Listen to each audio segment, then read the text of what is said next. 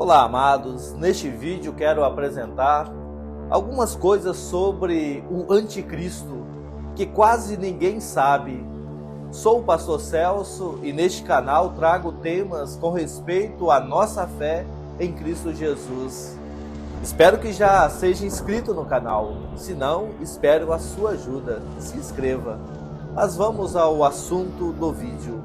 O conceito do anticristo existe há muito tempo. Mas o anticristo é realmente um homem? Ele é o falso Messias que, como Jesus, faz milagres para atrair as pessoas antes de desencadear o inferno na terra? Ou o anticristo é apenas um conceito? Neste vídeo, mergulharemos na história do anticristo ao longo dos séculos e vou trazer algumas informações que podem te surpreender.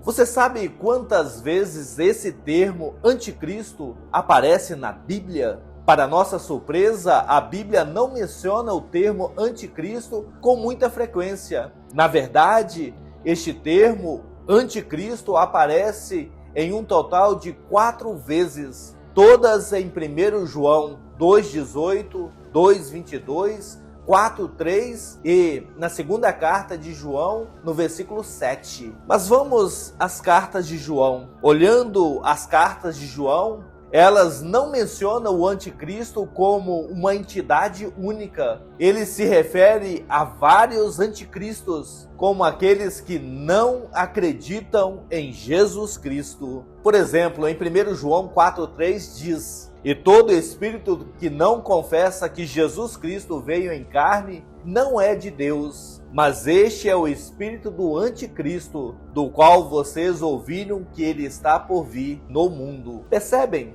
Já Jesus, quando fala a respeito do termo anticristo, ele fala sobre os falsos messias. Em Mateus 24:24 ele diz: "Porque surgirão falsos cristos e falsos profetas, operando grandes sinais e prodígios, para enganar, se possível, até os eleitos." E na carta de Apocalipse as coisas ficam um pouco mais intensas. A carta do Apocalipse, onde aparece a besta, aparece o número 666, embora nenhuma delas esteja diretamente ligada ao termo anticristo. Mas quando o conceito foi realmente criado? Foi apenas em 950 da nossa era que detalhes foram escritos sobre o anticristo. A rainha francesa Geberga pediu ao monge Addison de Montpensier que escrevesse mais sobre o anticristo, porque a Bíblia não oferecia muitos detalhes sobre essa figura.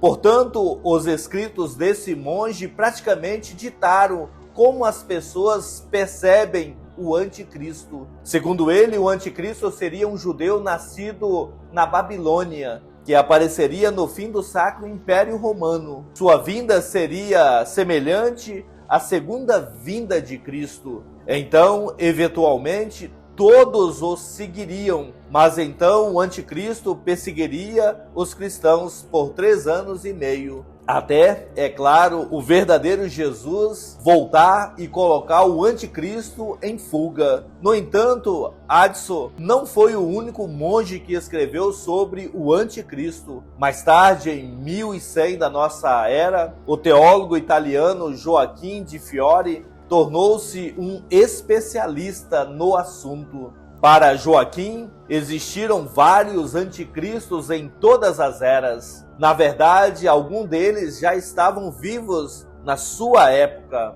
Já para Martinho Lutero, o pai do protestantismo, o anticristo era convenientemente todo o conceito do papado. Desde então, muitos papas foram chamados de anticristos. Para Martinho Lutero, toda a ideia de indulgências e pagar pela salvação era contra os princípios de Cristo. Além disso, ele sentiu que o Papa estava, de alguma forma, tentando deslocar a figura de Jesus. Então, de acordo com Lutero, ninguém pode ser mais anticristo do que a figura do papado. todo o conceito do anticristo evoluiu para se tornar mais um conceito que representava qualquer coisa contra o cristianismo, em vez de um único vilão. Mas por volta de 1900, graças ao filósofo alemão Nietzsche, as coisas mudaram. Em 1895, Nietzsche